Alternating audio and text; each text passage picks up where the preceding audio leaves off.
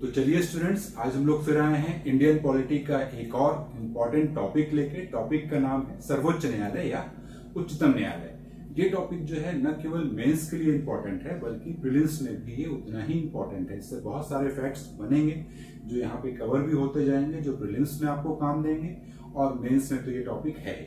इस टॉपिक का अध्ययन हम लोग, ये मैंने कुछ पॉइंट्स लिख दिए हैं, कुछ बिंदु लिख दिए हैं, इन बिंदुओं के अंतर्गत करेंगे और इस टॉपिक से संबंधित जो भी इंपॉर्टेंट फैक्ट्स हैं और जो भी इंपॉर्टेंट ऐसे फैक्ट्स हैं जो मेंस के लिए उपयोगी हैं, वो सभी इन बिंदुओं के अंतर्गत आ जाएंगे।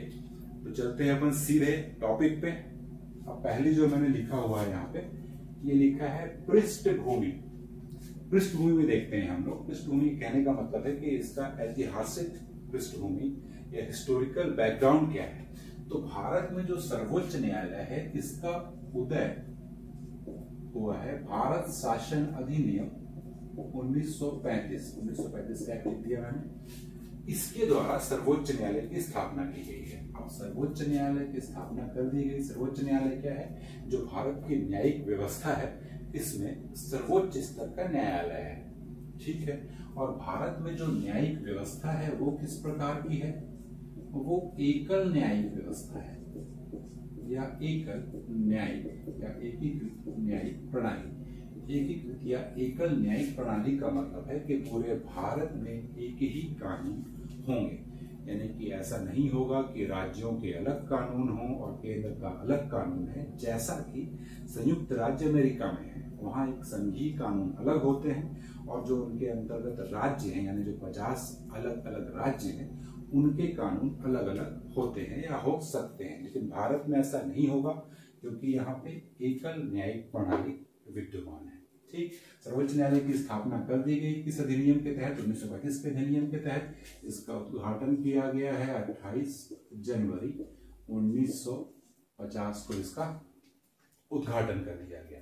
अच्छा, शुरुआत में जब सर्वोच्च न्यायालय में न्यायाधीशों की संख्या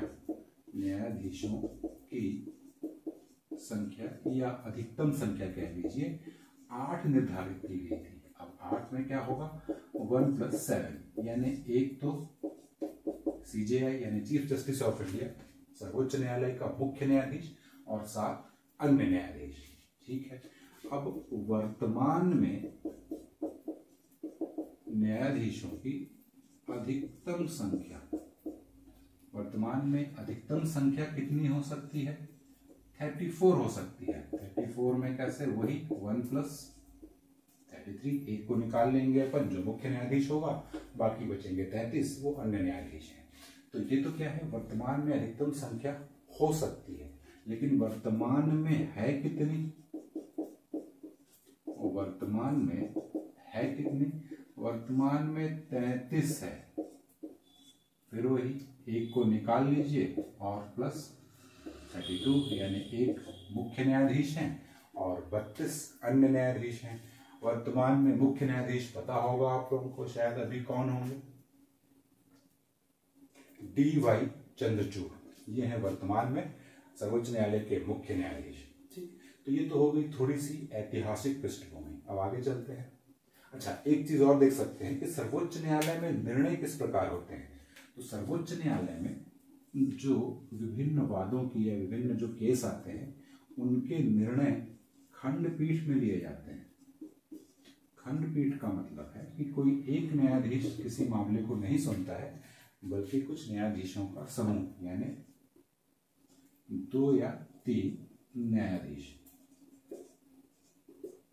कोई भी मामला अगर सर्वोच्च न्यायालय में आता है तो कम से कम 2 या 3 न्यायाधीश होंगे, कम से कम 2 तो होंगे किसी भी मामले को सुनने के लिए। ठीक है। तो इस प्रकार इसमें 2 या 3 न्यायाधीश हैं, वो खंडपीठ कहलाएगी। इसी प्रकार जब सर्वोच्च न्यायालय में कोई ऐसा मुद्दा आता है जो संविधान से संबंधित हो या संविधान की व्याख्या से हो, तो इस तरह के मामलों को देखने के लिए संविधान पीठ होती है। संविधान पीठ क्या होगा? संविधान पीठ यानी कम से कम 5 न्यायाधीश होंगे। कोई भी संविधान पीठ होगी तो उसमें कम से कम 5 होंगे, अधिकतम हो सकते हैं 8, 9, 10 भी, लेकिन कम से कम 5 न्यायाधीश तो होंगे ही जब कोई ऐसा मामला आएगा जो भारतीय संविधान से संबंधित हो। ठीक है। तो ये तो होगी पहली चीज पृष्ठभूमि।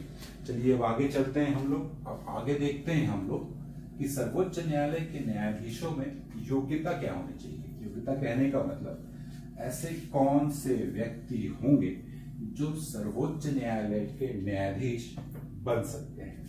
ठीक, अब अगली चीज क्या देखना है हम लोगों को, योग्यता। ठीक, योग्यता की जब बात करेंगे तो पहला तो सबसे इंपॉर्टेंट चीज है कि कोई व्यक्ति सर्वोच्च न्यायालय का न्यायाधीश बन सकता है या नहीं बन सकता। तो उसमें सबसे इंपॉर्टेंट चीज है कि ऐसा व्यक्ति जो सर्वोच्च न्यायालय का न्यायाधीश बनना चाहता है या बन सकता है, उसकी पहली योग्यता है कि वो भारत का नागरिक हो। ठीक, ये तो होगी ही होगी। ठीक है, प्लस यानी एवं, एक तो ये हो गई, और क्या होना चाहिए, और ये होना चाहिए कि एचसी में 5 वर्ष, यानी किसी उच्च न्यायालय में वो व्यक्ति कम से कम 5 वर्ष तक न्यायाधीश के पद पर रहा हो। ठीक, या यानी ये हो जाए, या फिर एचसी में यानी उच्च न्यायालय में 10 वर्षों तक वकालत किया हो, जिसको बोलते हैं पर अधिवक्ता रहा हो। ठीक है, या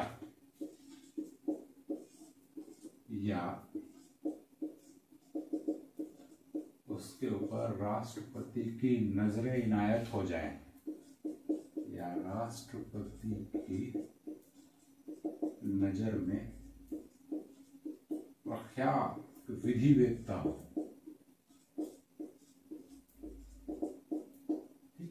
यानी राष्ट्रपति को लगता है कि कोई ऐसा व्यक्ति है जो काफी प्रख्यात विधिवेत्ता यानी सुविख्यात या प्रसिद्ध ऐसा कोई कानूनी जानकार व्यक्ति है। ठीक है, तो ये हो गई इनकी योग्यता। इसमें खास बात समझिएगा कि भारतीय नागरिक, ये तो पहली जो कंडीशन है, ये होना ही होना चाहिए। फिर इनमें से कोई भी एक तो ये कंडीशन, और इनमें से कोई भी एक हो जाए तो वह व्यक्ति सर्वोच्च न्यायालय का न्यायाधीश बनने की योग्यता रखता है। अब ये 5 वर्ष तक किसी उच्च न्यायालय में न्यायाधीश रहा हो, या 10 वर्ष तक किसी उच्च न्यायालय, एक उच्च न्यायालय, यहाँ पे 10 वर्षों तक जरूरी नहीं है कि किसी एक ही उच्च न्यायालय में, विभिन्न जो उच्च न्यायालय हैं प्रत्येक राज्यों के, मान लीजिए किसी राज्य में 3 साल, किसी राज्य में 2 साल, फिर 3 साल, 2 साल करके 10 वर्ष तक अगर वो वकालत करने का अनुभव है उसको उच्च न्यायालय में, तो भी वो योग्य हो जाएगा। और ये दोनों कंडीशन नहीं है, केवल ये हो कि राष्ट्रपति की नजरें इनायत हो जाए। राष्ट्रपति की नजर में अगर वो व्यक्ति है कानून का जानकार तो है। ठीक है, तो ऐसा व्यक्ति जो है ये सर्वोच्च न्यायालय का न्यायाधीश बन सकता है। अब फिर आगे चलते हैं हम लोग। अब ये तो देखिए हमने योग्यता, अब देखेंगे कि इनकी नियुक्ति किस प्रकार की जाएगी, कौन व्यक्ति इनको नियुक्त करता है। और नियुक्ति में भी कुछ चीजें रहेंगी कि एक तो सर्वोच्च न्यायालय के मुख्य न्यायाधीश और सर्वोच्च न्यायालय के अन्य न्यायाधीश। तो नियुक्ति, अब देखिए नियुक्ति वाला जो पॉइंट है, नियुक्त, इनको नियुक्त कौन करेगा, ये तो कंडीशन देख लीजिए कि इस तरह की योग्यता हो गई। अब नियुक्त किसके द्वारा किया जाएगा, नियुक्त किए जाएंगे ये सभी के सभी राष्ट्रपति द्वारा। सर्वोच्च न्यायालय के सभी न्यायाधीश राष्ट्रपति द्वारा ही नियुक्त किए जाते हैं। एक जो सीजेआई है, अब सभी बोल दिया है मैंने कि सभी की नियुक्ति राष्ट्रपति द्वारा की जाती है, तो उसमें मुख्य न्यायाधीश यानी कि सीजेआई भी सम्मिलित है। लेकिन सीजेआई की नियुक्ति कैसे की जाएगी, बाकियों की तो देख लिया जाएगा कि वो जो योग्यताएं थी। ठीक है, अब लेकिन सीजेआई की नियुक्ति तो सर्वोच्च न्यायालय के न्यायाधीशों में से ही की जानी है, तो कैसे की जाएगी, वरिष्ठता के आधार पर। वरिष्ठता का मतलब जो सर्वोच्च न्यायालय के विभिन्न न्यायाधीश हैं उनमें जो सीनियर मोस्ट होगा वही भारत का मुख्य न्यायाधीश यानी कि सीजेआई ये नियुक्त होगा। और किसके द्वारा, राष्ट्रपति के द्वारा ही सीजेआई की नियुक्ति होगी। अब बचे अन्य न्यायाधीश, इनकी नियुक्ति कैसे कौन करेगा, वो तो फिक्स पहले बता दिया, सभी की नियुक्ति राष्ट्रपति द्वारा ही होगी। लेकिन यहाँ सीजेआई की नियुक्ति तो वरिष्ठता के आधार पर हो गया। अन्य न्यायाधीशों की नियुक्ति किसी से कोई परामर्श लेना पड़ेगा कि राष्ट्रपति कर देगा, तो राष्ट्रपति करेगा, लेकिन किसके परामर्श पर, कोलेजियम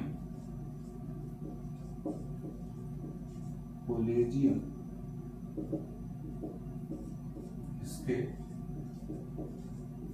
परामर्श से। ठीक, कोलेजियम में कौन होता है, कोलेजियम में सीजेआई प्लस 4 वरिष्ठ न्यायाधीश होंगे।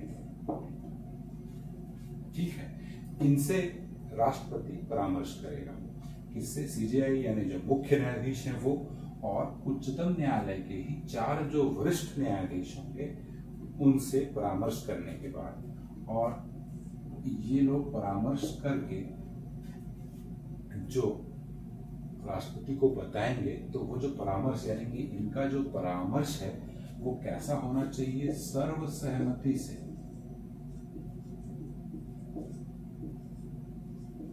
सर्वसहमति से कहने का मतलब कि सीजेआई अगर वो परामर्श दे रहे हैं, सीधी सी बात है कि सीजेआई की तो अनुमति उसमें, या सीजेआई की सहमति तो उसमें है ही, और इन चारों में कम से कम 3 लोग, यानी कि ऐसा नहीं है कि 2 लोग मान गए और 2 लोग विरुद्ध हैं तो भी वो सर्वसहमति मानी जाएगी, नहीं। सीजेआई प्लस ये 3, कम से कम 3 लोग सीजेआई के साथ सहमत होने चाहिए। एक ही न्यायाधीश है जो अगर असहमत है तो ठीक है, उसका मान लिया जाएगा, कोई दिक्कत नहीं है। लेकिन अगर 2 लोग असहमत हो गए और 2 लोग सहमत हैं तो भी ये सहमति नहीं मानी जाएगी। नहीं मानने का मतलब ये है कि इस प्रकार के परामर्श को राष्ट्रपति मानने के लिए बाध्य नहीं है। कब, अगर 2 लोग इसके अपोज में हैं, और अगर एक ही अपोज में है तो फिर राष्ट्रपति इस सहमति या इस परामर्श को मानने के लिए बाध्य है। समझ पा रहे हैं? ठीक, तो ये तो देख लिया अपन ने नियुक्ति। अब आगे बढ़ते हैं, हम लोग शपथ को लेते हैं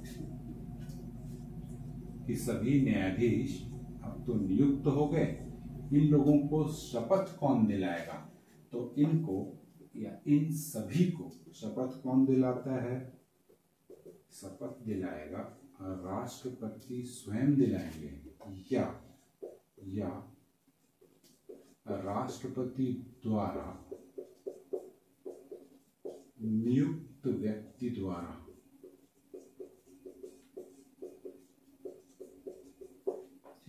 सामान्य तौर पे राष्ट्रपति ही इनको शपथ दिलाते हैं, सभी न्यायाधीशों को उच्चतम न्यायालय के। लेकिन मान लीजिए किसी कारणवश राष्ट्रपति उपलब्ध नहीं है या असमर्थ हैं, अस्वस्थ हैं, तो वो अपने द्वारा, राष्ट्रपति द्वारा किसी व्यक्ति को नियुक्त कर देंगे, और वो व्यक्ति राष्ट्रपति के प्रतिनिधि के रूप में इन सभी को यानी सभी न्यायाधीशों को शपथ दिलाएगा। ठीक है, अब आगे बढ़ जाते हैं हम लोग, कार्यकाल ले लेते हैं कि सर्वोच्च न्यायालय के न्यायाधीशों का कार्यकाल कितना है। देखिए, तो सर्वोच्च न्यायालय के न्यायाधीशों का कार्यकाल है 65 वर्ष की आयु तक ये अपने पद पर बने रहते हैं। ठीक है, अगर मान लीजिए इनको छोड़ना है, नौकरी छोड़ना है, तो अपना त्याग पत्र ये दे सकते हैं। त्याग पत्र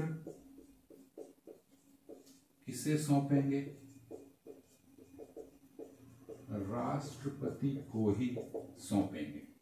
इसके अतिरिक्त अगर इनके कार्यकाल पूर्ण होने से पहले इनको अगर हटाना है तो हटाए कैसे जाएंगे, ये हटाए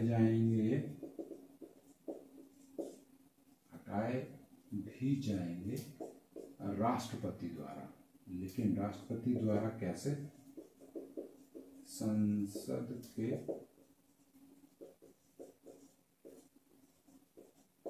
प्रस्ताव पर। संसद इस प्रकार का यानी किसी न्यायाधीश को हटाने का प्रस्ताव दोनों सदनों से पारित करेगा और फिर राष्ट्रपति के पास भेज देगा। तब राष्ट्रपति किसी न्यायाधीश को उनके पद से हटा सकते हैं, अन्यथा नहीं। ठीक, तो ये तो होगी यहाँ तक की प्रक्रिया। अब देखेंगे हम लोग ये जो यहाँ तक चल रहे थे हटाने की प्रक्रिया, तो इसमें बढ़ते हैं आगे। तो चलिए अब देखते हैं इन न्यायाधीशों को हटाने की प्रक्रिया क्या है। देखिए, सर्वोच्च न्यायालय के न्यायाधीशों को हटाने का आधार केवल 2 ही आधारों पर इनको हटाया जा सकता है। एक तो है साबित कदाचार या असमर्थता।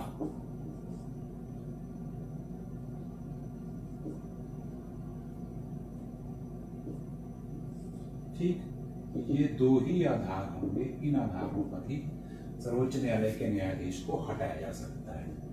इधर लिख देता हूं मैं आधार। आधार ये है किसके द्वारा, तो राष्ट्रपति द्वारा। और इनको हटाने के यानी कि न्यायाधीशों को हटाने का जो प्रस्ताव है वो किस सदन में लाया जाएगा, तो ऐसा प्रस्ताव किसी भी सदन में, यानी लोकसभा या राज्यसभा, किसी भी सदन में लाया जा सकता है।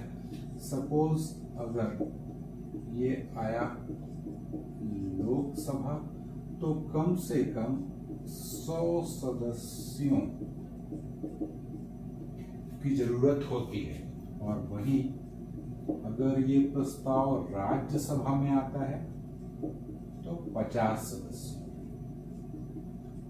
मतलब क्या है, यानी इस प्रस्ताव को सदन में लाने के लिए ही, पारित तो बाद की बात है, 100 सदस्यों का हस्ताक्षर जरूरी है। अगर लोकसभा में लाना है तो 100 सदस्य हस्ताक्षर करेंगे ऐसे प्रस्ताव पर, तभी वो प्रस्ताव आएगा। इसी प्रकार अगर राज्यसभा में लाना चाहते हैं तो कम से कम 50 सदस्य ऐसे प्रस्ताव पर हस्ताक्षर कर देते हैं, उसके बाद ही ये प्रस्ताव माना जाएगा। फिर ये प्रस्ताव किसके पास जाएगा, दोनों को एक साथ लिख देता हूं, अध्यक्ष या सभापति, है ना। लोकसभा के जो अध्यक्ष होते हैं वो लोकसभा अध्यक्ष कहा जाता है, राज्यसभा के जो अध्यक्ष हैं उनको सभापति को। तो लोकसभा में अगर आया तो अध्यक्ष के पास जाएगा, और राज्यसभा में अगर लाते हैं तो सभापति के पास जाएगा। अब ये लोग यानी कि अध्यक्ष या सभापति चाहे तो इसको स्वीकार कर लें ऐसे प्रस्ताव को, और या ऐसे प्रस्ताव को अस्वीकार कर दें। अगर इस तरह के प्रस्ताव को, ये थोड़ी लाइट हो रही है, ब्लैक से लिखता हूं, अस्वीकार कर देते हैं तो इस प्रकार का प्रस्ताव यहीं समाप्त हो जाएगा, बात ही खत्म। और अगर अध्यक्ष स्वीकार कर लेते हैं, ठीक, तब क्या होगा, तब अध्यक्ष या सभापति 3 सदस्यीय समिति गठित करेंगे। समिति कैसी होगी, जांच समिति है ये, ठीक, 3 सदस्यीय जांच समिति। अब इन 3 सदस्यीय समिति में कौन कौन होगा, सीजेआई या अन्य न्यायाधीश, नंबर 1 पे हो गया। फिर एक एचसी का न्यायाधीश, फिर हो जाएगा एक प्रख्यात विधिवेत्ता।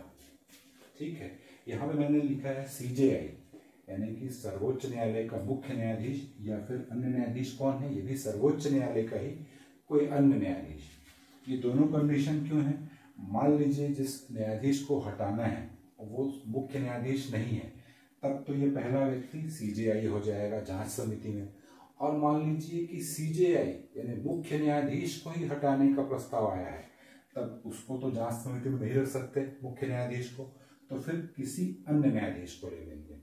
ठीक है, अब ये समिति वाली स्थिति पहुंच गई थी यहां तक। अब मान लीजिए समिति ने जो रिपोर्ट दी उसमें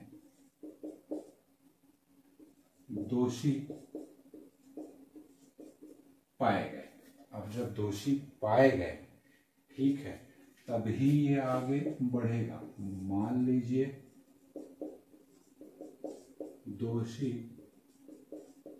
नहीं है तो ये प्रस्ताव यही समाप्त। अब दोषी पाए गए तो फिर क्या होगा, सदन में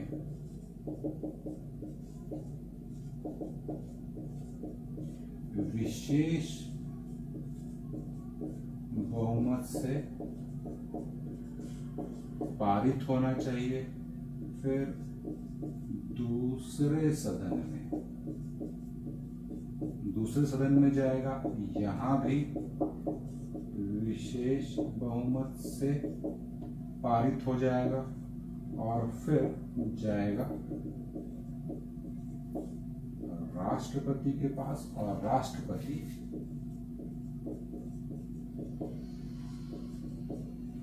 पद से हटा देंगे। ठीक है, कोई कहीं दिक्कत अधिक से अधिक आएगी। विशेष बहुमत का मतलब होता है उस सदन की कुल सदस्य संख्या का बहुमत और उपस्थित व मतदान देने वालों का 2/3 से अधिक। समझ पा रहे हैं? ऐसे समझिएगा, एकदम सरल। उसमें मान लीजिए कि लोकसभा, अब यह लोकसभा की कुल सदस्य संख्या जो है वो 550 है, लेकिन मैं वैसा नहीं ले रहा हूं, समझाने के लिए मान लेते हैं कि कुल सदस्य संख्या यहाँ पे 100 है। ठीक, तो पहली कंडीशन क्या बोल रहा है? पहली कंडीशन ये बोल रहा है कि उपस्थित व मतदान देने वालों का 2/3। तो ये तो कुल हो गई, और प्रेजेंट मान लीजिए 60 लोग हैं, तो 60 का 2/3 कितना होगा? 60 × 2/3, तो 3 दूना 6 और ये कितना आ गया? 40। ठीक, और यहाँ पे दूसरी कंडीशन क्या थी कि कुल सदस्य संख्या का बहुमत। कुल सदस्य संख्या 100, इसका बहुमत क्या होगा? 51, यानी आधे से ज्यादा। और कौन सी संख्या हो जो 2/3 जो निकल के आ रहा है वो आधे से ज्यादा, तो 2/3 हमने निकाला तो कितना आया? 40। अब ये जो उपस्थित व मतदान करने वालों का 2/3 कुल सदस्य संख्या का बहुमत होना चाहिए, है क्या? नहीं है, कम है। तो अब यहाँ पे 100 में से मान लीजिए कितने? 90 लोगों ने दिया। अब क्या हो जाएगा? 3 9, ये 3 दूना 6, अब आ जाएगा 60, यानी कि उपस्थित व मतदान करने वालों का 2/3 यानी कि 60। कुल सदस्य संख्या के बहुमत, कुल सदस्य संख्या 100, इसका बहुमत है 51, इससे अधिक हो तो इससे अधिक है, तब ये हटा दिए जाएंगे। ठीक है, तो ये चीज हो गई। एक इसमें नोट और कर सकते हैं, ऐसी बता देता हूं ओरली, कि ये जो न्यायाधीशों को हटाने का जो प्रस्ताव है, अगर लोकसभा विघटित भी हो जाती है तो भी ये प्रस्ताव समाप्त नहीं होता। चलिए, तो इस क्लास में इतना ही। अब आगे बढ़ेंगे नेक्स्ट लेक्चर में।